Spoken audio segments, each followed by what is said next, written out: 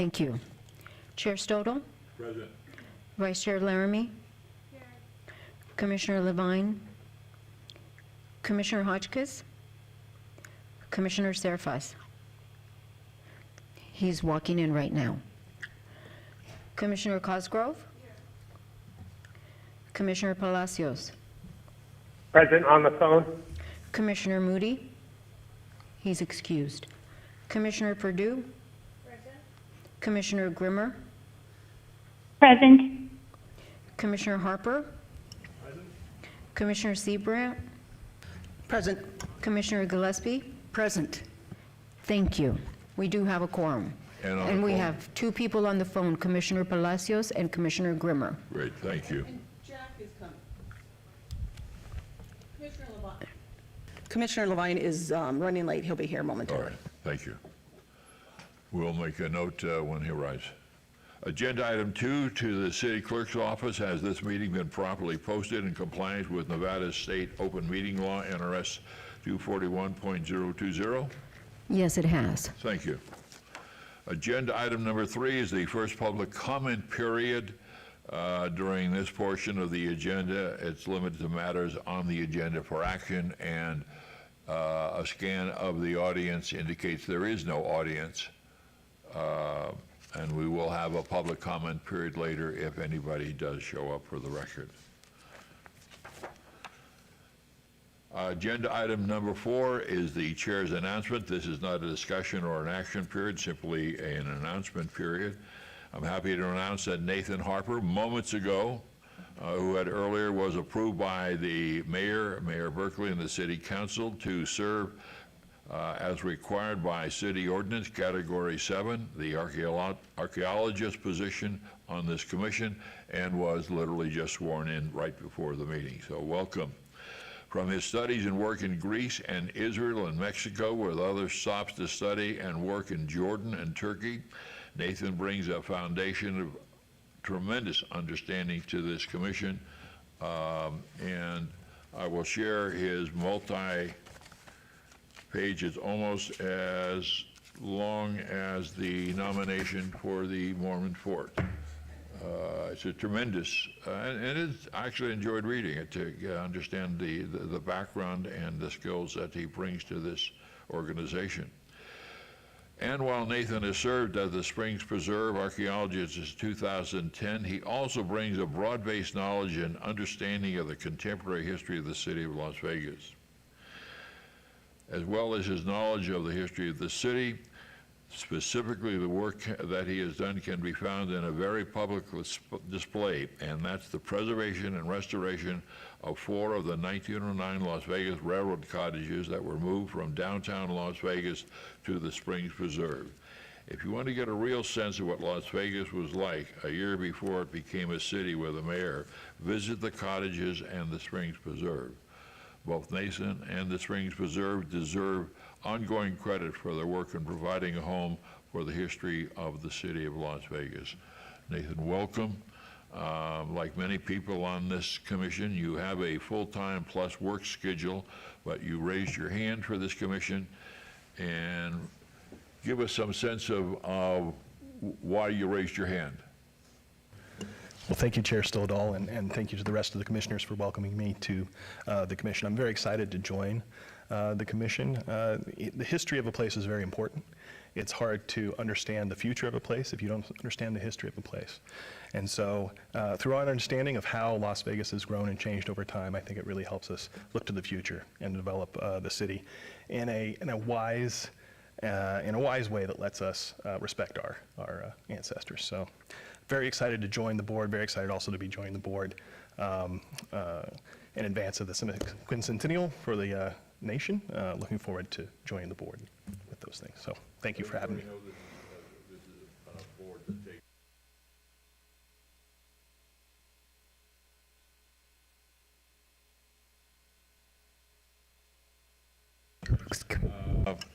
and that is, since our last meeting on January 22nd, the National Alliance of Preservation Commissions, of which this commission and each of the members are members of the Alliance, it has produced 2 outstanding, insightful, and very topical webinars.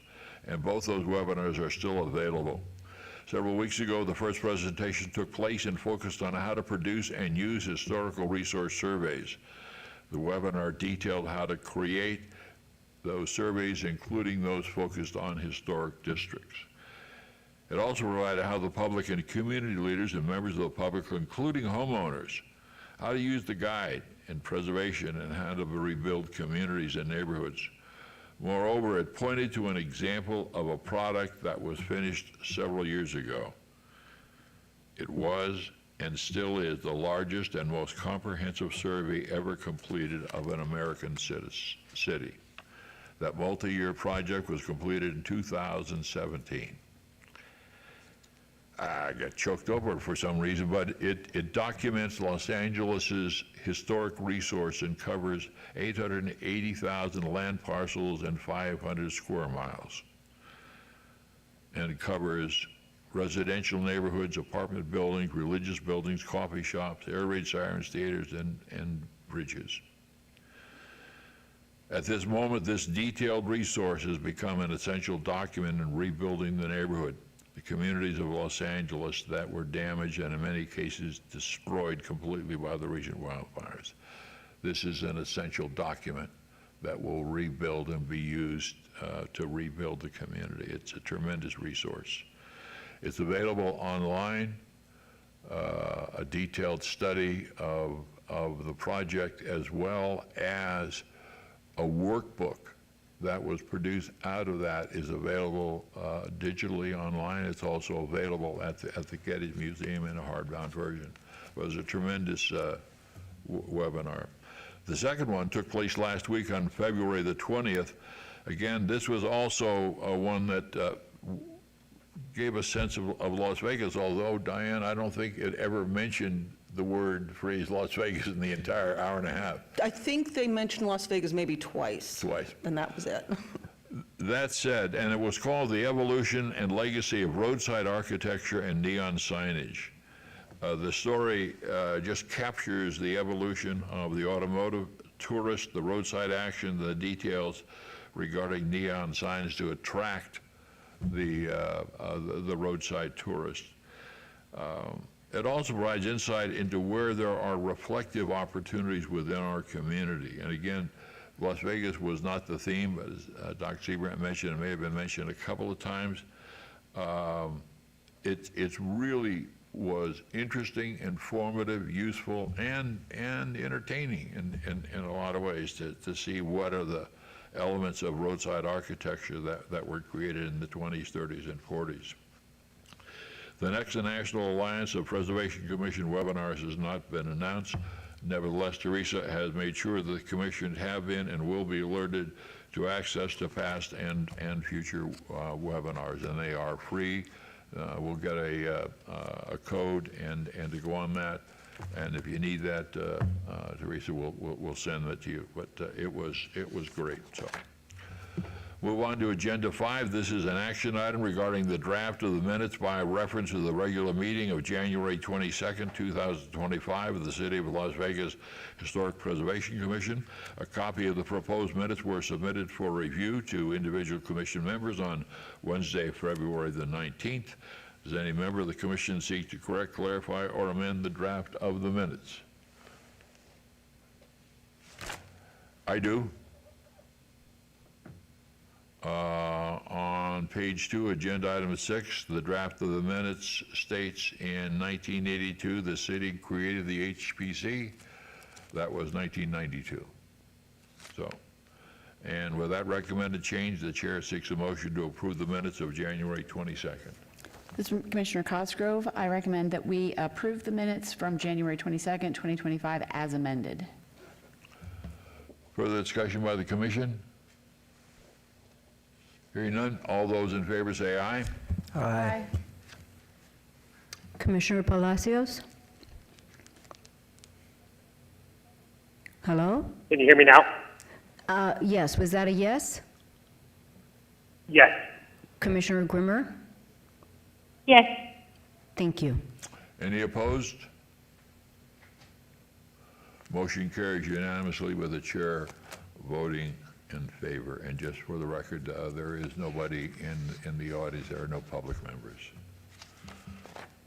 Agenda item 6 is 25-0075-HPC1, discussion with possible action regarding approval of the final report of the proposed amendments and update to the National Register of Historic Places nomination for the old Las Vegas Mormon Fort located at 500 East Washington Avenue. During the October 25th, 2023 HPC meeting, the commission approved funding of $28,920 to hire Kaus Environmental Consultants to amend and update the Las Vegas Old Mormon Fort designation to the National Register of Historic Places.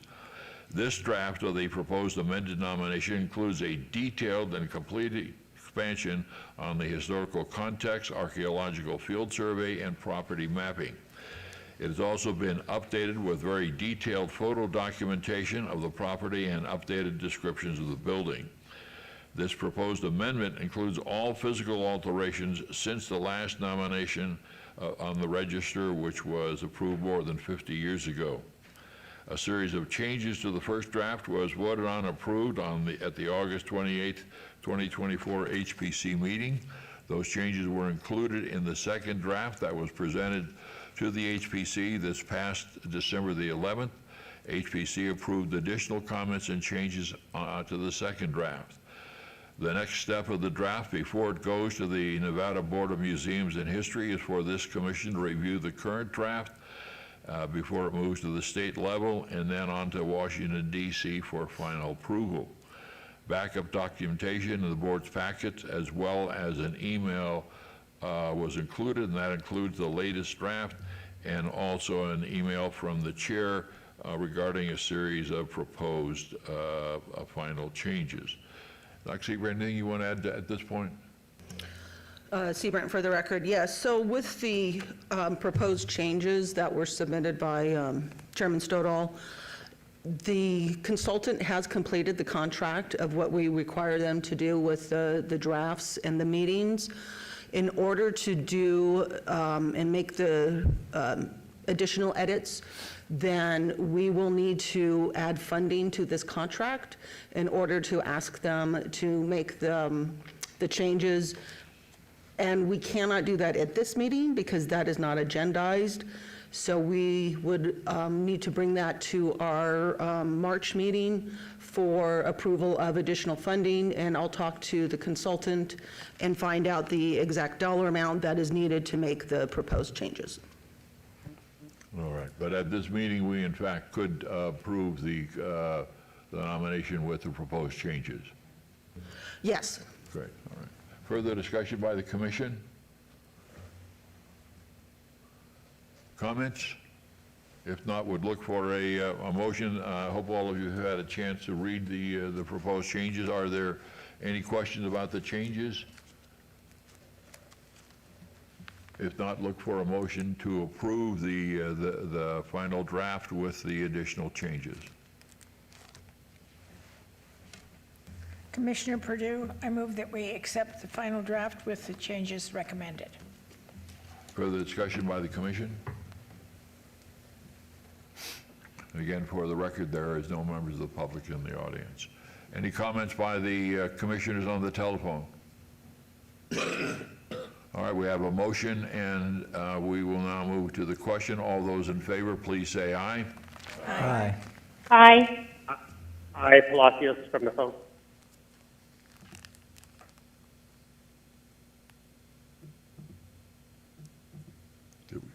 We got both of them? Okay. Motion carries unanimously with the chair voting in favor. Thank you all. That's really going to be an excellent, excellent document. Agenda item number 7, 25-006-HPC1. This is an advance item. Continues the discussion regarding creating conservation districts in the city of Las Vegas as related to historic preservation initiatives. Currently, the City of Las Vegas Unified Development Code does not include neighborhood conservation districts, and those districts tend to be neighborhoods that do not completely fulfill the obligations qualifications of a historic neighborhood. However, their distinctive character and importance makes them viable contributing areas to the city. The City of Las Vegas Unified Code 19.10.150 HD-0 covers the purpose and intent that the mayor and elected officers of the city council provide for the purposes and oversight of the Historic Preservation Commission, and it states it is the duty of the HPC to recommend, quote, appropriate changes to the general plan and local development regulations in order to promote the public welfare by providing protection of the city's heritage, its historical and cultural foundation. 25-006 HPC 1 on today's agenda is a discussion item only. Before turning over to Vice Chair Laramie to lead the discussion, Dr. Seabrant, do you have any other additional comments? Seabrant, for the record, nothing really additional. Mike Howe did give a briefing about our Historic West Side Guidebook, and Michelle, I don't know if you were able to watch that online to see what was presented, but I think he's here also to answer questions since you weren't here, or any feedback or discussion you want to need to clarify or want to talk about. Mike, welcome. It was while the work that you've done and are doing with the West Side is not specifically a conservation district, but it's an element that has some of the same ending qualities, opportunities to preserve a neighborhood. Vice Chair, is there any questions you have of Mike? Where do you stand on finalizing that design guidebook? So if I could, Michael Howe, for the record, Department of Community Development. I'll just give like a quick 10-second summary so we can catch up from the previous meeting. Looking at conservation districts, there was a kind of a strategy we're trying to come up with. When we understand that the issue is, say we have a district that goes through the survey process, doesn't qualify as a historic district, but wants to do something, retain the cultural history of the area. Looking at the strategy of using a conservation district, one of the hesitancies that we had in our office was, does that in effect become sort of an HOA type of thing that would still have to have resident support, more than 51%. So one of the strategies that we have ongoing with the Historic West Side is we're developing a design guidebook, which isn't obligatory. Doesn't mean you're compelled to follow it. It's not by code, but it's advisory, and it's very detailed in its information explaining where these development standards, or I should say development recommendations, come from. And it's built off a very substantial photographic historical catalog. So that's really the key thing I think that makes the Historic West Side Design Guidebook stand out, is understanding that we wanted to have a historic district, but it didn't qualify during the survey period because of a lot of loss of property. But the benefit is we have a lot of recorded history, we have oral history, and most importantly, at least from our side, is we have photographic evidence. And we still have a community that remembers these landmarks. And so as we go back through and we have Hamburger Heaven and the Cove Hotel and the Town Tavern, establishments that people recall that are no longer standing, we can at least go through and say, architecturally, this is what really represents the core spirit of the West Side. And using these types of materials, this type of brick, brise soleils, a mid-century modern feel, this type of doorway, this type of shading, and really list out all these components. We use that as a tool to basically start with developers at the very early stage to say, welcome to the West Side, we're happy that you're developing, but if you really want to fit into the community, which is crucial, start with these key elements. Look at these things that historically were supported, that has a history of a vibrant community that once was, and if you're using that as a launching point, we can have a much better discussion of support. It's kind of a great way of graphically condensing what the community is looking for and would support for future development in the West Side.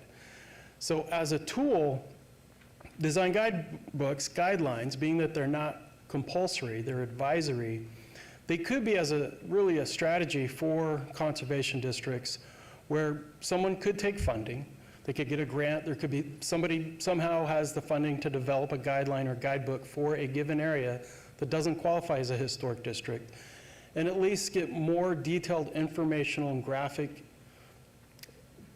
I don't keep saying standards, but information on what would best be supported in the community. I think, I mean, for me, because I have a design background, I like to look at pictures. I like to look at a reference of, well, when you say these types of doorways, these types of stairwells, these types of things, I want to see them. And then you have an understanding of where they came from and how they're supported specifically to that area. That's a sales pitch. I mean, that does fall on us, you know, as the planning and development department, when we have our staff working with during the permit stage, is to really convince the owner that if you want to build here, this, you know, if you chose this location for a specific reason, let us give you some more bullet points to fall by how you're going to be successful in your local community. But you've got a sales booklet, so to speak, of Excuse me. that you can share with that person. Quick question. Chair, excuse me, your mic. A quick question, and to me, and this is a lack of knowledge other than just sort of visual and visiting the community. To me, there are 4 areas: the residential, maybe Jackson Street, a commercial area.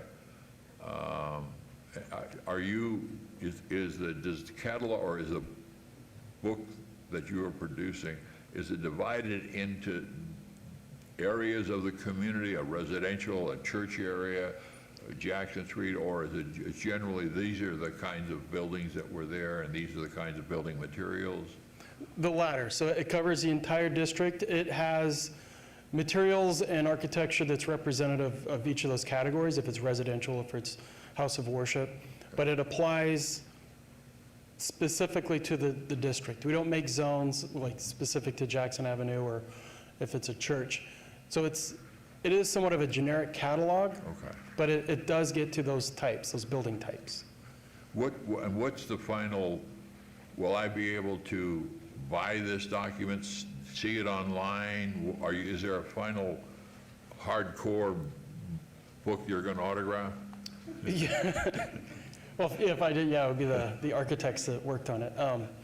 So the strategy that I have with our team, because what's unique about the Historic West Side is we have the form-based code, which real quickly, because we call out the Historic West Side District, that means using this code, they can have things unique to this district that aren't applicable to other districts like the Arts District or Fremont East. Granted, this being a guidebook, it will be embedded in that section of the form-based code for the West Side that's specific to the West Side. So it'll be online, it'll be part of the code, but I also anticipate having a published version of the code because there are appendices that we're trying to work with to kind of demonstrate as a case study, step by step. So if we get some of the smaller mom and pop, someone that wants to develop housing, let's say they own the property and they're looking at redeveloping and they want to put a house there, this will give them a little bit more of a step-by-step process of, look, from a starting point, these are the types of houses that are very indicative to the West Side, and this is what fits best. Granted, if they can always deviate, and that's Right. kind of the thing is we don't have a review authority over that. Commissioner Laramie? Yeah, thank you, Commissioner Laramie. So I had some questions about the zoning and the code aspect of it. So in the Historic West Side, then, it's strictly the form-based code that's governing development regulation or requirements in the area. It's not additional kind of regulations that come with the guidebook. Correct. So it would be, if you were to imagine kind of a pyramid, the base underlying code that really guides the massing and the frontage, that's the form-based code. Whereas the design guidebook gets into more specificity with windows, doors, like how the actual frontages, we do get into more of the style. Where form-based code really always says, well, we don't get into the style. With the Historic West Side guidebook, I would say it's primarily mid-century modern stylized. It's trying to capture that period between late 50s to, I would say, late 70s. And that's kind of the focus of what's most unique and predominant at the Historic West Side heyday. And do you think that form-based code that was adopted in that area, does it work to preserve or enhance kind of that mid-century character? Or is it, well, I don't know, but was it not really created with that intention in mind? It wasn't really created with that intention in mind. I think it's always been tried to be free of style, which is where really the guidebook starts to go towards. When we use terms like mid-century modern, it has a style that goes with it, whereas a form-based code, you could do something that's mid-century, but you could also do English Tudor or what have you, as long as it meets the massing and the building type. Okay. Well, I think generally it sounds very similar to conservation districts, as I've done a little bit of research and understand them. So I've specifically looked into how Reno is applying conservation districts, as well as how Denver is applying conservation districts. And I would say Denver is probably a little more established within their code and has more established districts for a variety of reasons. So maybe is in some ways a better example to look at, just because they have more documentation in place. I think the difference that I'm hearing, even though a lot of tools are the same, is that conservation district overlays do create zoning that works to preserve the character of a neighborhood, even if it's at a very high level.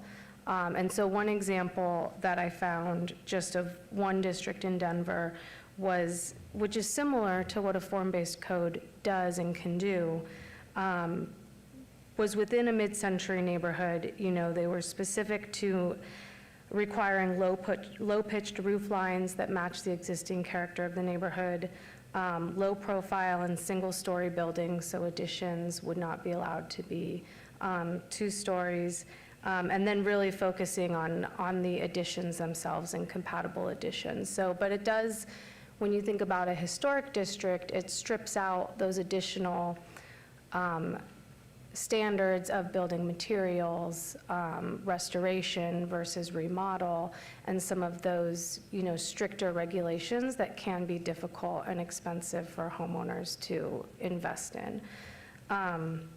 So I think that the system that you're describing could still achieve a lot of that intent.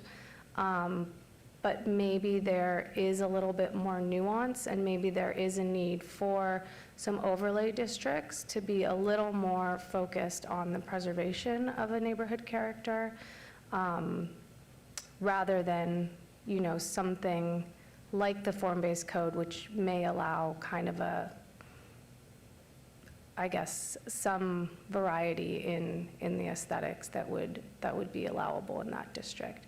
That may not be appropriate for the historic West Side. I'm not necessarily advocating for that in the historic West Side, but it might be appropriate in neighborhoods that are denser, like the Huntridge or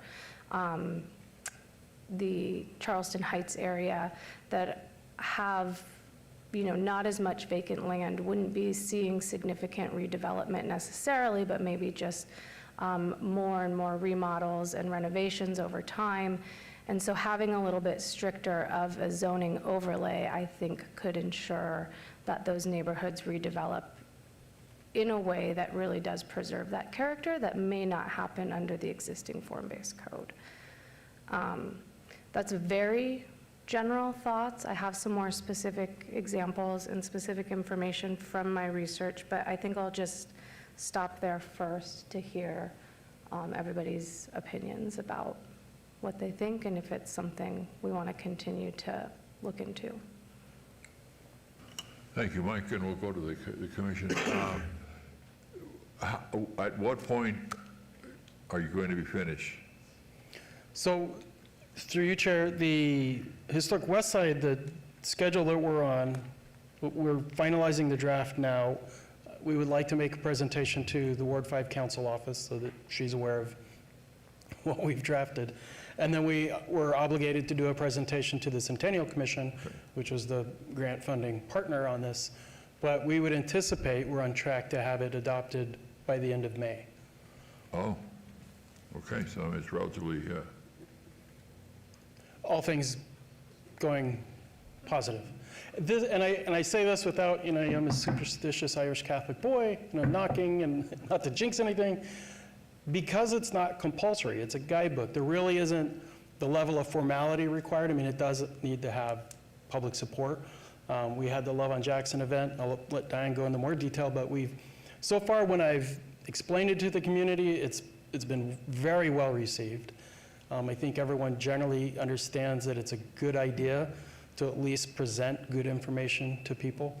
But what I wanted to get to real quickly is, and I'll look into Denver, knowing that the city of Denver does apply a form-based code, having that zoning overlay, I guess the challenge that we internally have is if you go into a zoning overlay and your design guidelines become more formalized, there's typically a review board. And then it becomes compulsory, not advisory, which is an avenue. But to get that compulsory action, you have to have that community buy-in. You have to have the 51%. And that's usually the threshold. I mean, we're still struggling to get neighborhoods that do qualify to be a historic district to get 51% support. just a quick question, are there any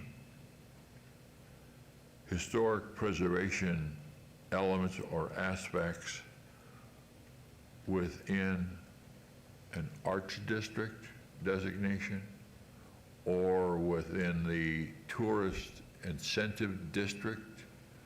Are there any elements within any rules, regulations, filters regarding historic preservation that go along with declaring, expanding, say, the arts district or a tourist district? I'm thinking, just wanting to see if there are any existing, maybe that's not the priority, but it's number 24 on the list of 26 things. I believe there could be, and it may not just necessarily have a focus strictly on historic architectural materials. I think with the Arts District, it's another district that wants to have a claim to its own identity, so there'll probably be a lot of language regarding public art installations, that type of thing. But without going too far, I would say we have the Huntridge neighborhood, which is really a prime candidate. It's something we've been striving for years to have as a historic district. If it doesn't qualify, nothing precludes them from doing a design guidebook to be more formal with. I do feel within my neighborhood, I have neighbors that want to preserve their houses and they would like to have more information. So that might be, again, a beneficial tool for the community to do the right thing. It would be nice to put good information in their hands for those that want to. Right, so that's really my last question. Once you're done with this project, at least phase one, and that's getting the design guideline book done. Phase two, I think, is almost even a bigger job, and that's going out and selling it and providing the opportunity rather than just nice job, put it on a shelf and it gets dust. Is there another opportunity like the Huntridge that we could do the same thing with? I believe so. We've been doing a lot of surveys, through SHPO grants, and I think one of the benefits of getting the surveys, we either find out good information that there's lots of sites to list on the register, or maybe the site qualifies, but even if it doesn't, we have a good starting point where we've reached out to the community, and each of those survey areas in East Las Vegas, I think the Arts District we're striving for coming up, and I'm blanking on all the other neighborhoods that we've done surveys, a design guideline or guidebook does dovetail really well into those surveys. Because again, someone did all the work, all the homework of what makes that area unique, and then we can at least just call that out and say, look, you live in the neighborhood, you like how it looks, here's some more detailed information on how to do that. Instead of, and I don't want to judge anyone, but before going to big box home improvement store and doing vinyl windows, like hold off, let us put you in touch if you want to do the cool stuff, like here's the information, this is what it's called, this is how it would be done correctly. if you're interested. Question? Commissioner Laramie, I'll just add, because I didn't really address it before, that I definitely do support the development of more guidebooks, if we want to call them that, with or without a conservation overlay. In my research, I also saw that each conservation district in Denver does have, they call it a pattern book, but it's basically the same as our design guidelines that we're creating. I don't know, how successful those pattern books have been in the communities, but they are using them as resources. And I also think we've talked a lot on this commission, just about how to not only enable homeowners, but also a lot of the investors that we see coming in and doing work, although I don't know how much success we would have in stopping the unpermitted work, but working with our local realtors and some of our other large organizations could, utilize those guidebooks, and hopefully, potentially, we could see some more, cohesive and appropriate investment remodel coming through those too. So I support both, and I'm happy to, explore either direction with the commission. I think they're both good ideas. Further comments on this side? Over here. Commissioner Levine? Jack Levine for the record.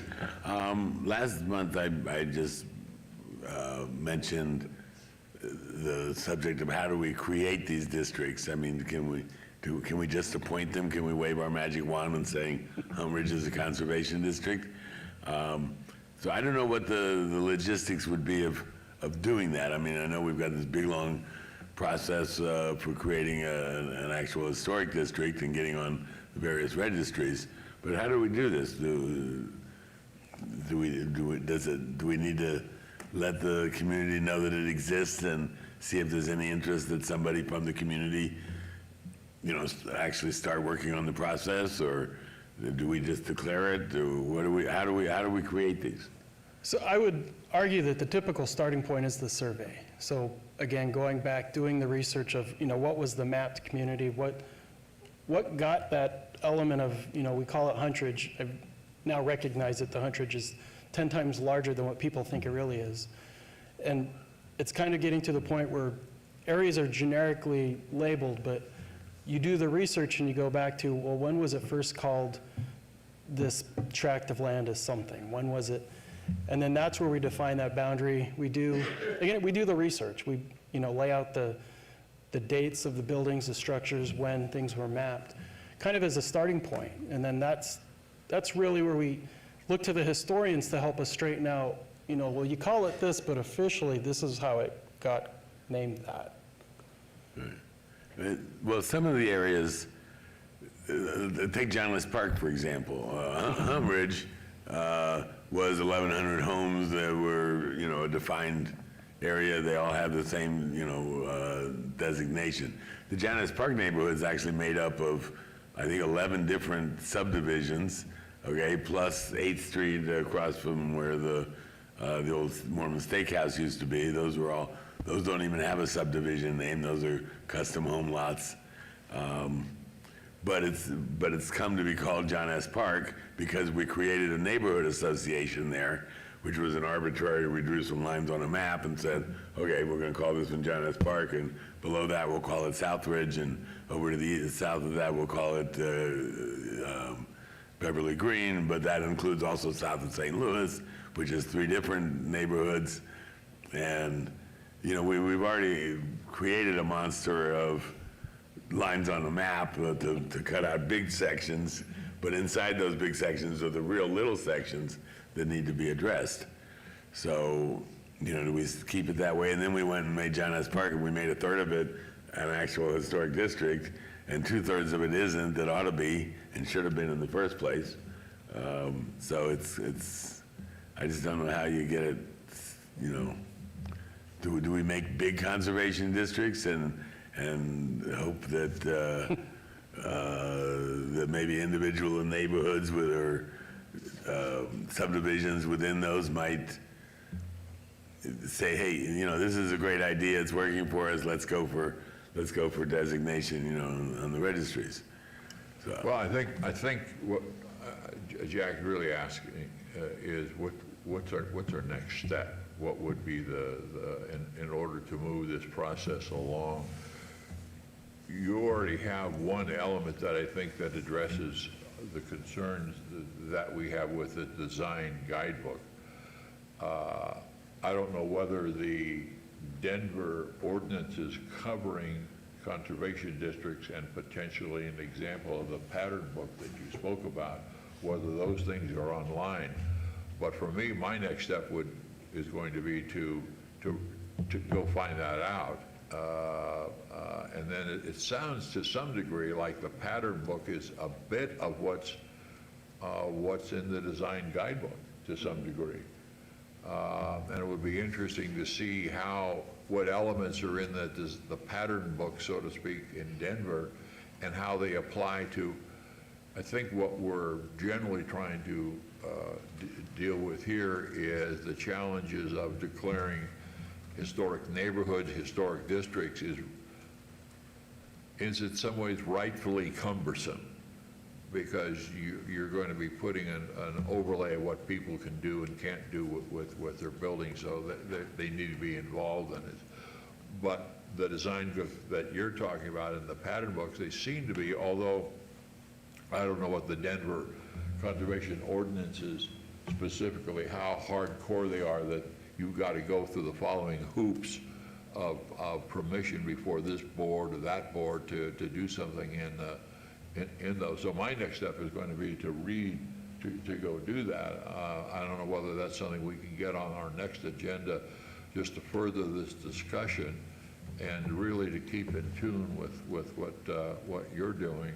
And then as far as the hundreds, we have spent a great deal of money in a very detailed, productive reports on, well, I know you're on the hundreds, the neighborhood, the whole area, and those are those online, by the way? I'm wondering. Yes, they are. For the hundred, you know, maybe I don't think that, sorry, Seabrant, for the record, I don't believe the hundreds are online. All of our newest surveys are online, but we can put those online. that would be great, and when we get them, maybe something we can all take a look at and to see how we can get, because the hundreds, I think, was declared not eligible. Correct. It was only those 3 properties, 2 of which we've already put on the registry. Right, and largely because of what they did to the driveways, the carports and so forth. I guess to answer your question, I think it'd be really valuable to continue this discussion and to see where it may be. And to your question, I think that there is a lot of hoops to jump through, and I'm not opposed to jumping through hoops to get this through staff here, and then to the city council, and then to the public hearings and so forth. There is a process for conservation districts, but it's cumbersome, not cumbersome, it's cumbersome.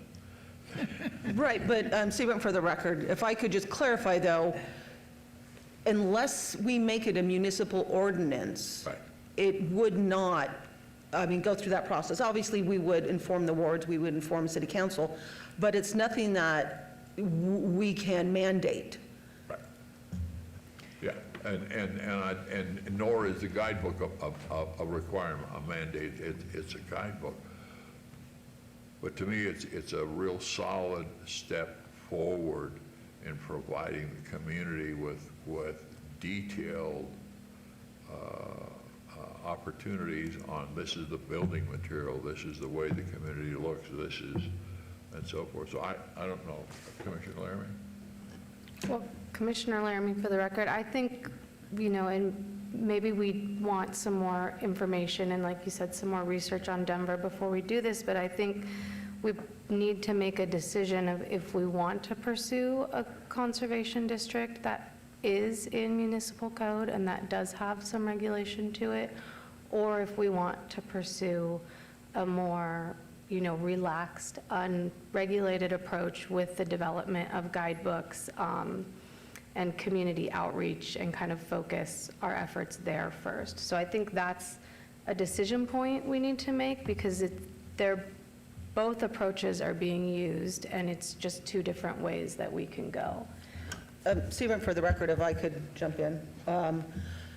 If it becomes a municipal ordinance, then it should be a historic district.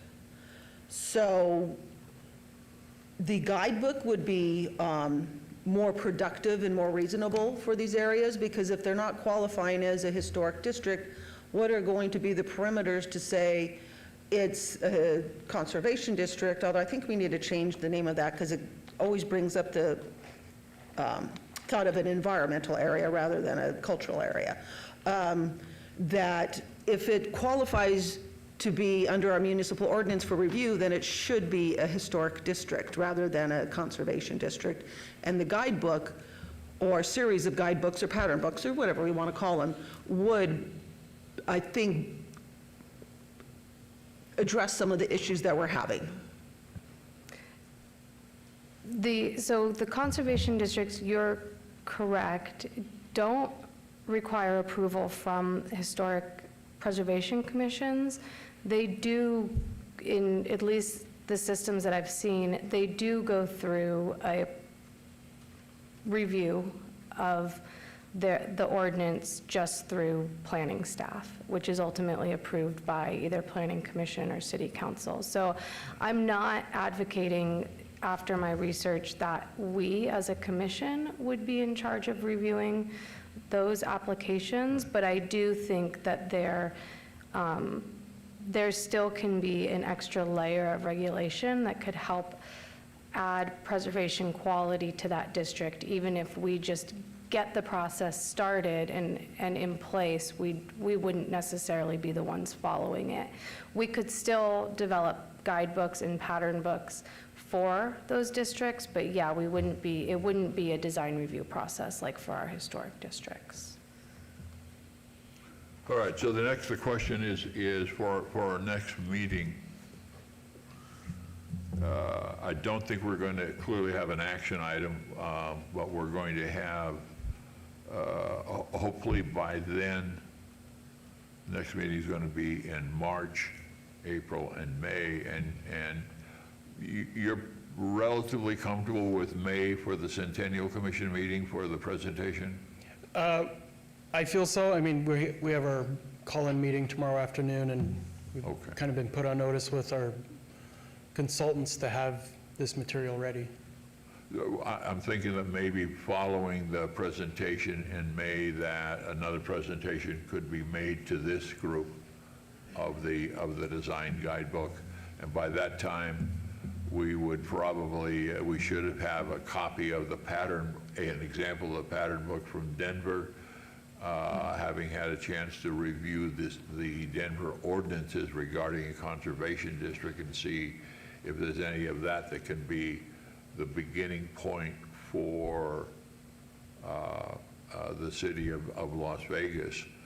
Again, I don't disagree at all with Commissioner Laramie. It doesn't have to come. We're not suggesting that we become the conservation district oversight. I think that's something further down the line that with the mission of the conservation district and how does that play out, and the city ordinance can be changed and written. But so I'm thinking for our next meeting, the goal would be to have this commission take a look at what the Denver city ordinance is and have a chance to review a copy of one of their pattern books. And then again, if there's some additional update, Mike, that you would be able to give us or input or comments, or Dr. Seabrandt on those, on the pattern books and so forth. But that would be my suggestion for the next meeting, and then also at the June meeting, a full presentation on the West Side design. That's what I was going to ask, is in the research that you've done, Michelle, did you actually see is the guidebook, their design guidebook online, and there's a link to it, that we can just find it easily, or, Yeah, Commissioner Laramie, I can share the resources with Diane. They are available online. I didn't look for every single one of them, but there's definitely a handful of examples online. if we could get the links to those, or even copies of them to put in the advanced material for next meeting, that we have a chance to actually look them over, I think would be very helpful. Great. So maybe, Commissioner Laramie, if we could pass that along to Dr. Seabrandt. Seabrandt for the record, if you send us the link, we'll share it with everybody. I think everybody should go to the link. We're not going to be able to print everything that is going to be in it, because I've looked at the Denver ordinance as well, and there's quite a few pattern books there. So it'll be incumbent on everybody to look at that before our next meeting, but we'll definitely provide the links. Great. All right, please. Further comments, questions? Not? All right. Then let's, Mike, thank you very much. Thank you. Oh. No, I think you answered it.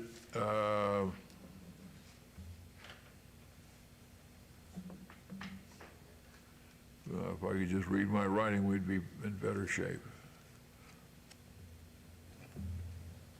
No, I think we talked about whether or not there are existing, quote, districts that have historic preservation elements, and I think that you responded to that already. And that should do it. Thank you, Mike. Agenda item 8 is a report from Seth Floyd, Director of the Community Development Department, regarding updates related to Historic Preservation Commission. Dr. Seabrandt, I note that Director Floyd is not here, so I assume that there's no report, or you'll give it. He did not have any updates. Okay, then let's move on to agenda item 9. This is a report from Dr. Seabrandt, the city's Historic Preservation Officer, updating historic preservation projects, as well as other information relating to the commission. Thank you, Seabrandt, for the record. So just a few of our updates. The Cliff May Home Survey still being reviewed by SHPO. The Old Mormon Fort, we had that at today's meeting, approved with the suggested changes. The West Side School National Register update, that will be at the March 25th Museums and History Board meeting, as well as the items that this commission reviewed from NDOT on the multiple property listing, as well as adding the Culinary Union to the register. The Floyd Lamb Park Historical Report is still in progress. We do have a date for the 1433 Cottonwood Place plaque ceremony. Chairman Stodel, I believe that Teresa sent you an invite to that meeting, or I'm sorry, that ceremony. It's going to be on March 12th at 11 a.m. That is when the ward office is available to participate. And the Huntridge signs, we're waiting for the final hardware that should be installed shortly.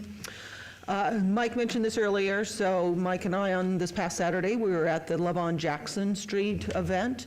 And actually, Mike got more questions than I did. I was talking about our preservation efforts. If you can see on these poster boards, we also had the architects that are working on the West Side guidebook that brought in some of the images here that you see on these poster boards of many of the buildings that are no longer extant.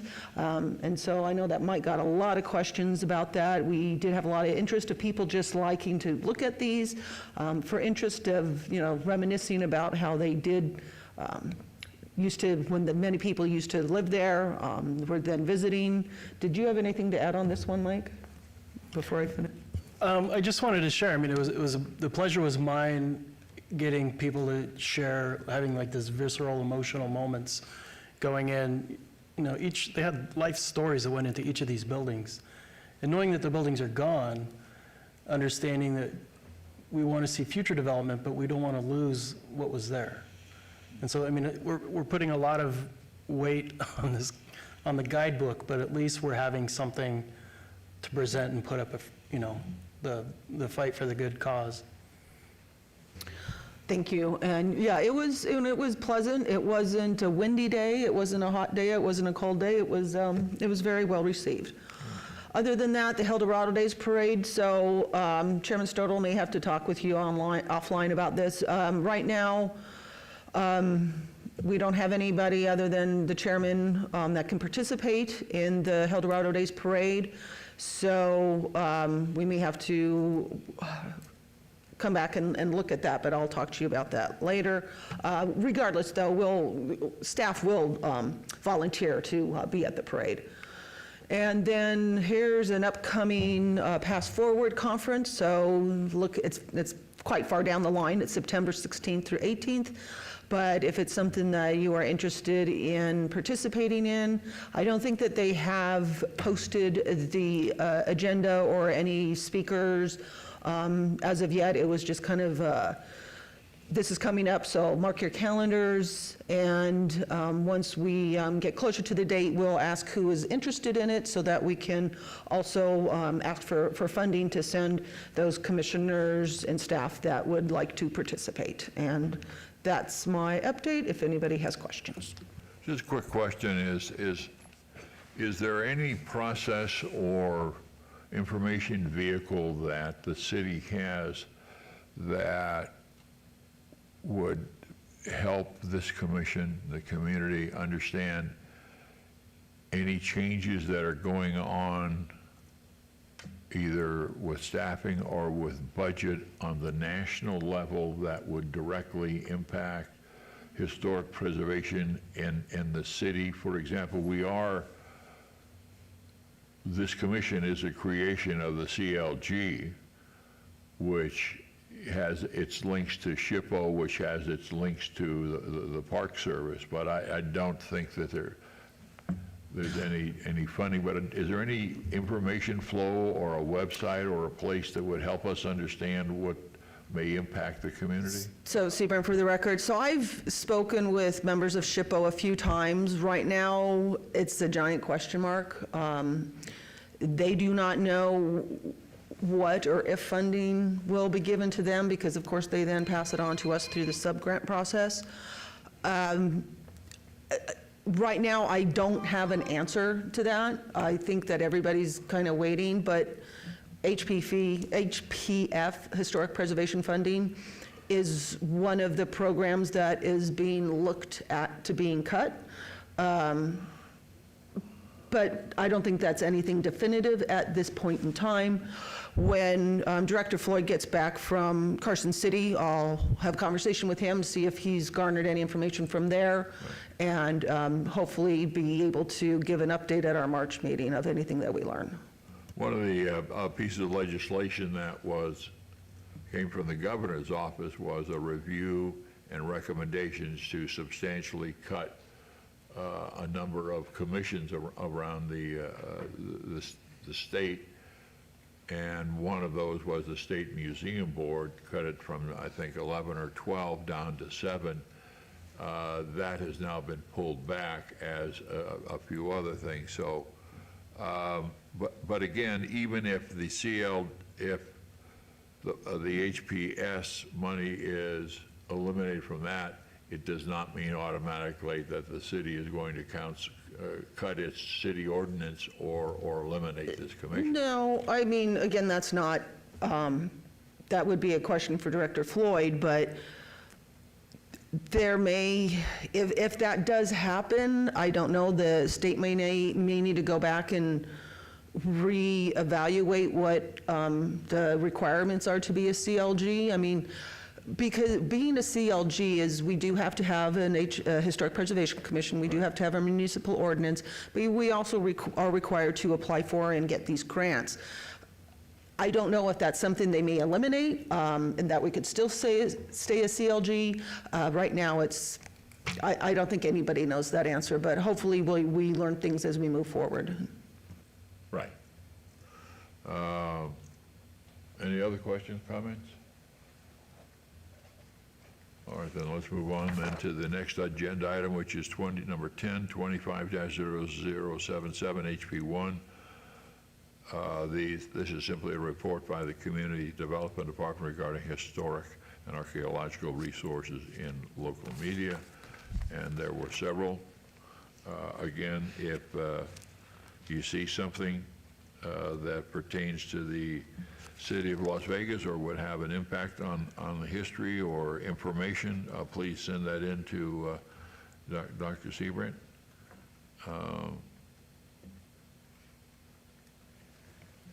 Beyond that, agenda item 11, this is a discussion item only regarding future topics for the City of Las Vegas Historic Preservation Commission.